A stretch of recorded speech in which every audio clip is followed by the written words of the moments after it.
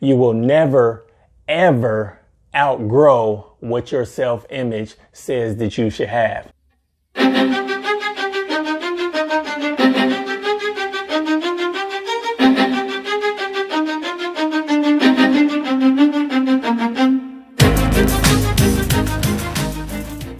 What's going on, family? It's your man Jeff Kilgore back again. You already know how we do it. Business and mind all intertwined. And today we're going to talk about your subconscious mind and how it can boost your ability to earn money. You ready? Come on, let's do it. Now, some of you may be cringing a little bit right now. It's like money, a lot of people don't like to talk about money. A lot of people are uncomfortable with the topic of money, which incidentally is one of the reasons that you may not have enough of it. We have to become more comfortable with the topic and the discussion of money. You have to become comfortable with money. Let's not play ourselves and not act like you don't need it. You don't have to have it for certain aspects of life. Let's not act like it's evil. Money is not the root of all evil. The love of money is the root of all evil when you put it before your moral values and things like that. And that could be another lesson for another day, but money is not the root of all evil. It's the love of money and when people make it their idol. Anyway, let's dive into this right now. And the very first thing that I want to get into, which incidentally I feel is probably the most important aspect of all things when it comes to your ability to earn money, and this is your self-image. How you feel about yourself, what you think about yourself, what status you see yourself at, where do you see yourself in life in relation to money and the amount of money that you earn, the amount of money that you have, the amount of money that you keep, the amount of money that you accumulate on a month-to-month, year-to-year basis. How you see yourself is extremely important in regards to how much money you have, because you will never, ever outgrow what your self-image says that you should have. In other words, let's say that you are a person that believes, for whatever reason, throughout the years of you growing up, the paradigm that was instilled in you, however you came about having this mentality, you're the type of person that believes that $40,000 a year is adequate. Nobody really needs more than that. You can get by with $40,000 a year. That'll do, right? And so this, even though in your conscious mind, you may be saying, I want to be a millionaire. I want to own my own business. I want to have all this money. I want to, drive a Ferrari, Lamborghini, whatever floats your boat. But you have all these things in mind consciously. Now, we're talking about the subconscious mind. I've stated numerous amount of times before, your subconscious mind controls 95% of your everyday activities. Your conscious mind, the one that you're saying, I want to be a millionaire, I want to, I want to own my own business, I want to drive this and drive that and live here and do all that, 5%. So it's impossible for that 5% to overpower the 95% of your subconscious. So it stands to reason that we need to deal with our subconscious mind, because that's what's controlling our everyday habits. And our everyday habits is what's controlling our behavior. The behavior is what's getting the results in our life. Right? So if you're not getting the results in your life, it's because your everyday habits, the things that you're doing every day, the actions that you're taking are not adding up to whatever this amount of money or these dreams that you have in your conscious mind, 5%, is not adding up, right? And so your subconscious, which is the 95%, which is running everything, running the show, is like, that sounds cute. That you want to be a millionaire. That sounds cute that, you want to live in a mansion and drive a Lamborghini. But your habits aren't adding up because your subconscious mind is like, nah, we're going to go back to doing this. This is the same reason why I said New Year's resolutions don't work. Consciously, you're like, I want to lose weight. I'm losing 20 pounds this year, no matter what, right? And a month in, you're doing pretty good. And then the month after that, your subconscious is like, we don't work out all the time consistently. What are you doing? And so you have to work on your subconscious to make that happen. A few of the more common ways are repetition and visualization. Now, repetition meaning you're saying your affirmations, you're developing habits, you're adding it to your schedule to do certain things every day so that your subconscious mind won't override you. You're putting it in your schedule and you're sticking to it, and you're doing these things so that you can drill into your subconscious mind. Nope, I know that is the program that we used to have, but I'm installing a new program now. And so repetitiously, I'm doing something over and over. And in a certain period of time, this depends on the individual as well, but in a certain period of time, your subconscious mind, your subconscious programming, your subconscious beliefs will start to be rewritten. And then this becomes your new program. This becomes your new belief. This becomes your new habit. And this is why rich people get richer and poor people get poorer, is because you keep on doing the same thing and thinking the same way, you're going to get more of it. So if you have a prosperity conscious, then you're going to get more of that prosperity. If you have a poverty conscious, then you're going to get more of that.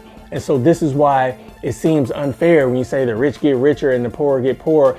This is not material that we're speaking of when that statement is made. This is consciousness that we're speaking of, that poverty consciousness versus that prosperity consciousness. And you're going to get more prosperity if you develop that prosperity consciousness. Money is just a symbol. Money should only be thought of when you're deciding how much of it that you want. And once you decide how much money you want, how much you need to live the life that you would like to live the life of your dreams or whatever it is that you want out of life in regards to money. The only time that you should be thinking about money per se is when you're deciding how much you want. Once you decide how much you want, then from that point, then whatever it is that you do or whatever it is that you want to do, decide how you can do more of that, how you can provide more service, more value. Forget about the money. How can I do what I'm doing better? How can I provide more value, more service? How can I help find out what people want and help them get it? This is something I learned from Bob Proctor. You find out what people want and you help them get it. You provide service. Forget about the money. The money will come. But if you increase the value of your service, the quantity of your service, you help more people and you help them better. You provide an extraordinary amount of value, the money will come. This is all in relation, though, to your self-image. If you don't see yourself as a person that is valuable, that provides value to people at a high level, then it'll be extremely difficult for you to provide valuable service at a high rate that's going to get you the amount of money that you desire and that you've been dreaming of. So you have to work on yourself and make sure that you see yourself as someone who deserves to be wealthy, who deserves everything that you want in life, because quite frankly, you do. Now, next, I want to talk about your paradigm. Now, this is a multitude of habits, right?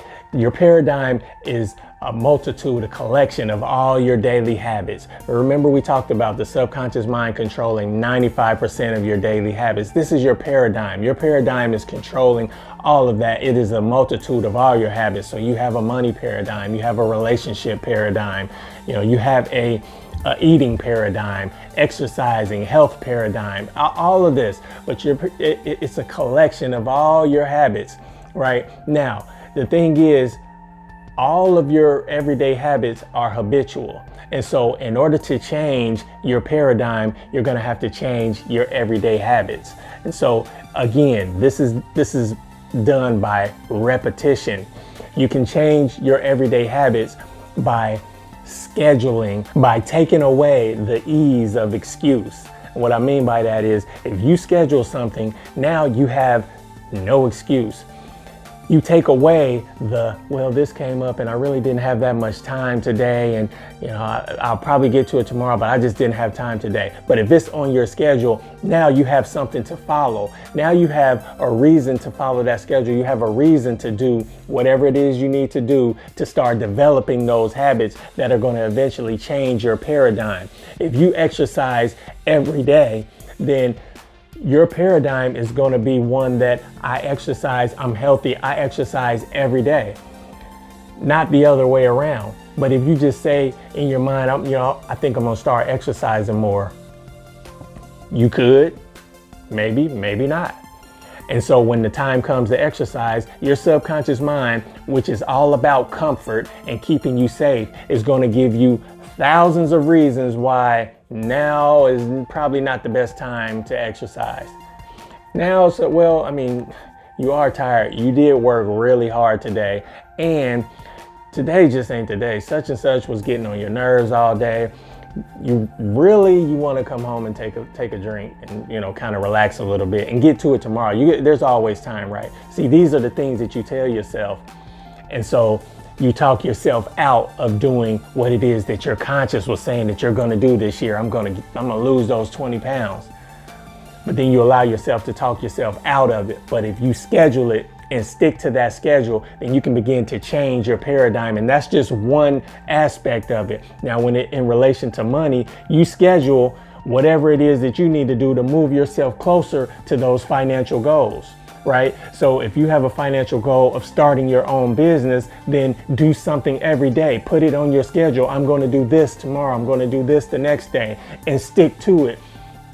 Now you're changing the paradigm of your work, of your habits, your work habits, your work ethics. You're changing how you operate, and your subconscious mind will eventually pick up on that, and that becomes the new normal.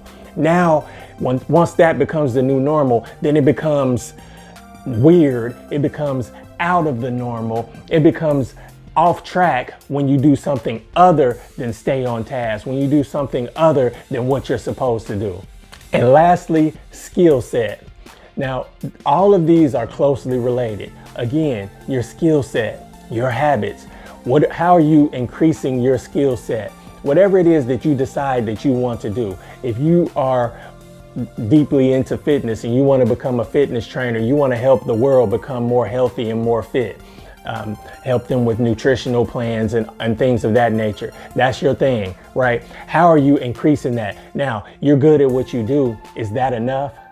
Are you providing extraordinary value? Are you providing extraordinary service? Could you get better? Is it possible that you can become a better fitness trainer, a better nutritional planner? Is it possible? Well, I'll answer that for you. Absolutely, it's possible. You can always get better. We're always striving to get better. So you can always get better. You're going to have to improve your skill set so that you can provide more value. If you provide more value and better service, then the money that you want is going to come because you're that valuable. If you are a chef and you provide culinary services, could you get better?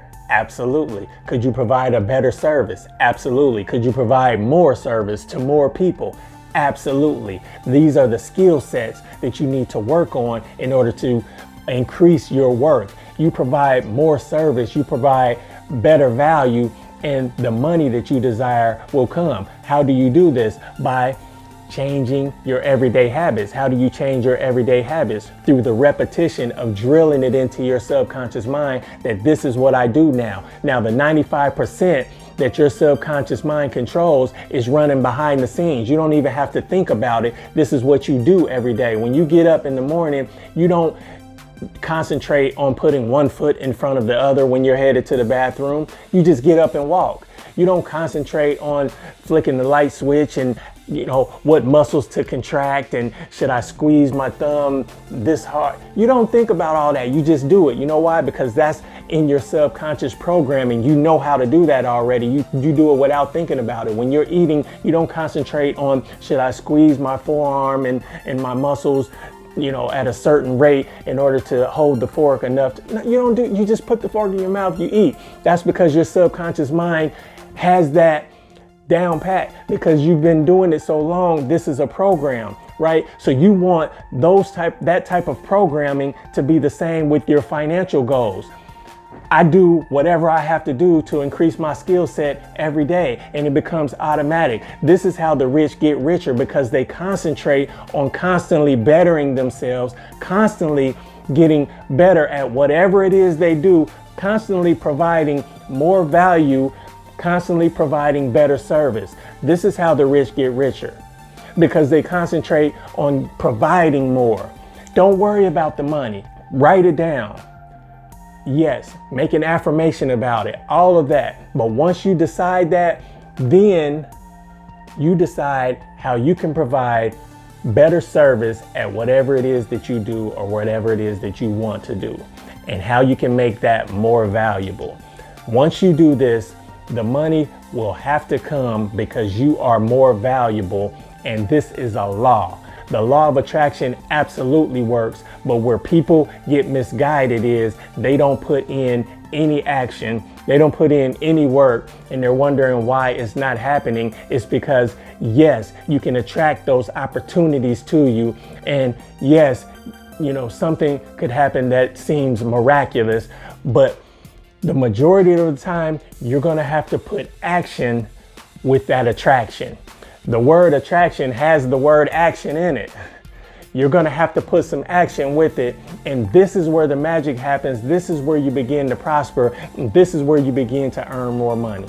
Did you get any value out of that? I hope you did. And you know how I say, if you did, squeeze that like button. Like, comment, subscribe, share, all that good stuff. Especially subscribe. I'm committed this year to uploading Monday, Wednesday, and Friday, so I don't miss a beat, you don't miss a beat, and we can help each other. All right? You still rocking with me at this point? You already know I appreciate you. Let's go.